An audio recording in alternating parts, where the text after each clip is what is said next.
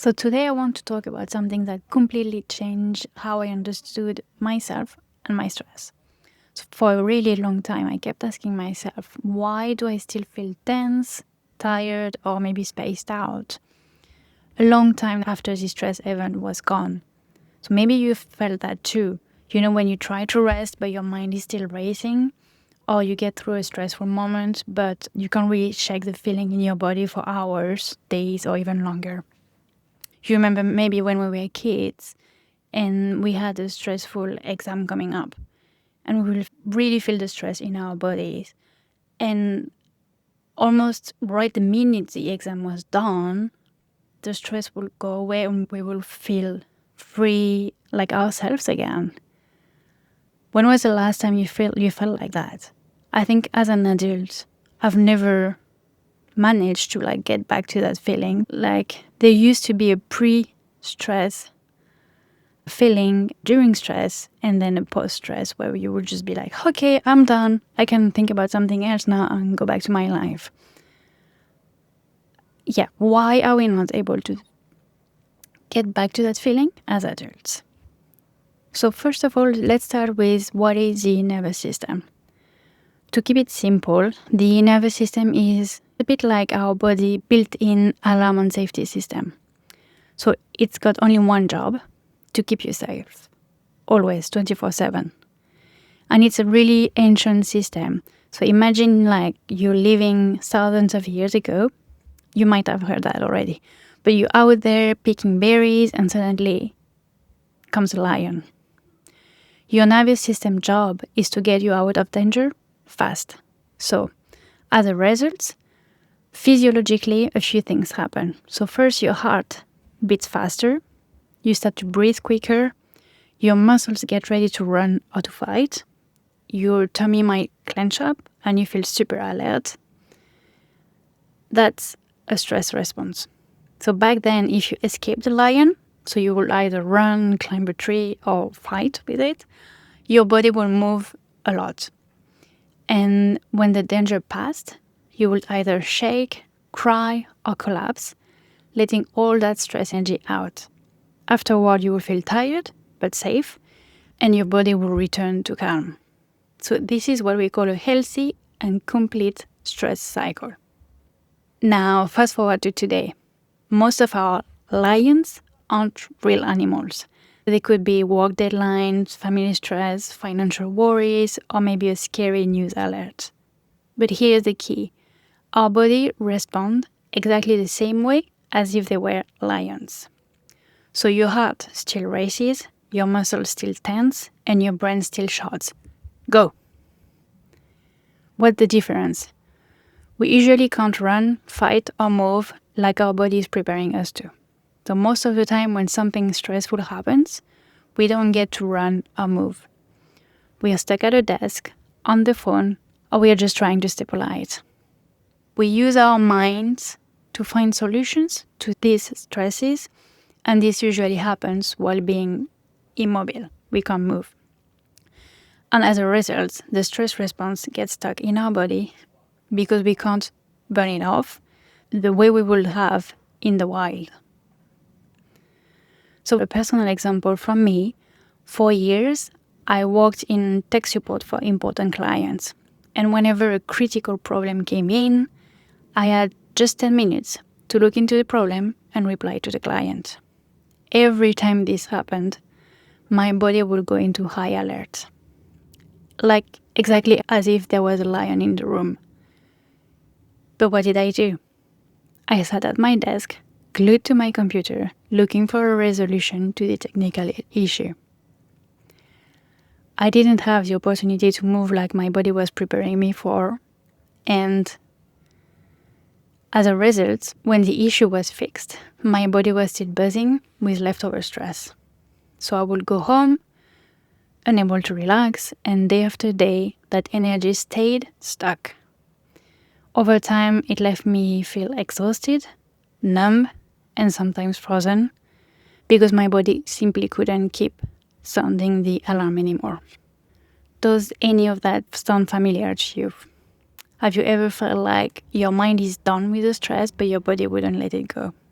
So let's talk about why the stress gets stuck. When the lion isn't physical, this cycle often can't complete naturally. Because we can't stand up, we can't move, and we don't get the physical release. So the movement, the shaking, signals our body that we are safe now.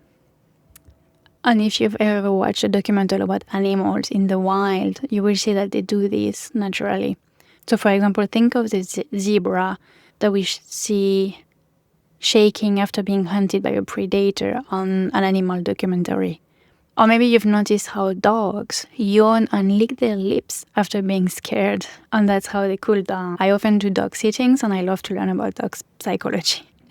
But so if you can't move or discharge the stress, what happens? The stress hormones like adrenaline and cortisol, they keep circulating. The muscles they stay tense. Your mind stays on high alert. And eventually the body gets tired and starts shutting things down. This is how we can end up in chronic tension, burnout, or freeze without any new stress really happening. So, a few ways to help your body complete the stress cycle. First, notice when stress is still in your body. So it could be tight jaw, tense shoulders, or maybe you're feeling a bit buzzing still. Secondly, move, even just a little bit. So go for a walk, shake out your hands, stretch, dance. You can even be bouncing. Move your spine like cat-cows in yoga. Any movement that feels good. It can be really intuitive. Third thing, breathe out. Sigh or hum. Do some long and slow exhale, like if you were blowing out a candle. And what you can do finally is touch your body, or could be like hugging yourself, squeezing a pillow, or even if you're just sitting at a desk, press your feet into the floor. Bring yourself back into the present moment. And finally, let yourself feel whatever comes. So sometimes your body just wants to yawn, you've got watery eyes, anything that comes up, it's okay. It will be the body's natural way of releasing the energy. You don't need to do all of this. You don't need to do them right. Even just noticing your body and allowing some gentle movement can help release stress energy. So for me, learning this was life-changing. I stopped blaming myself for being tired or stressed or weird. Instead, I started having compassion for my body, realizing that it was doing its best with the tools I was giving it. Understanding this and understanding why I felt so tired and couldn't rest properly was really, really helpful.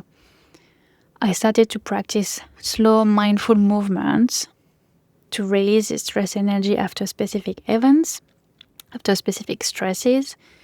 And also I started doing evening routines to let go of the stress of the day before sleep. And this helped my body finally access a restful state and start to recharge.